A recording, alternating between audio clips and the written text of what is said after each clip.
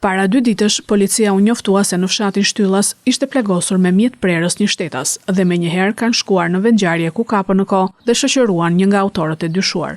Shtetasi PP dhe djali i tij shtetasi NP dyshohet se gjatë një konflikti për motive të dobta kanë goditur me mjet prerës së pat që u sekuestrua shtetasin LM 58 vjeç, i cili ndodhet në spital nën kujdesin e mjekëve. Në përfundim të veprimeve procedurale, specialistët e seksionit për hetimin e krimeve kundër personit bën arrestimin në flagrancë të shtetasit PP, 63 vjeç për veprën penale, vrasje me paramendim e kryer në bashkëpunim e mbetur në tentativë.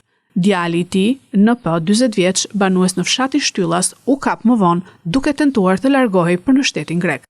Pas disa orë kërkimesh të pandërprera, shërbimet e komisariatit dhe të drejtorisë vendore të policisë Fier kanë marrë informacion se autori po largohej në drejtim të Sarandës. Forcat operacionale të komisariatit të policisë Fier janë vënë në ndjekje të tij dhe në bashkëpunim me komisariatin e policisë Sarand bën të mundur kapjen e shtetasit të shpallur në kërkim NP 40 vjeç në momentin që po hipte në autobusin e Konispolit me qëllim që të largohej për në Greqi.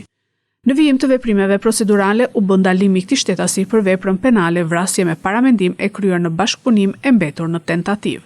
Materialet i kaluan për veprime të mëtejshme prokurorisë pranë gjykatës së shkallës së parë të jurisdiksionit të përgjithshëm Fier.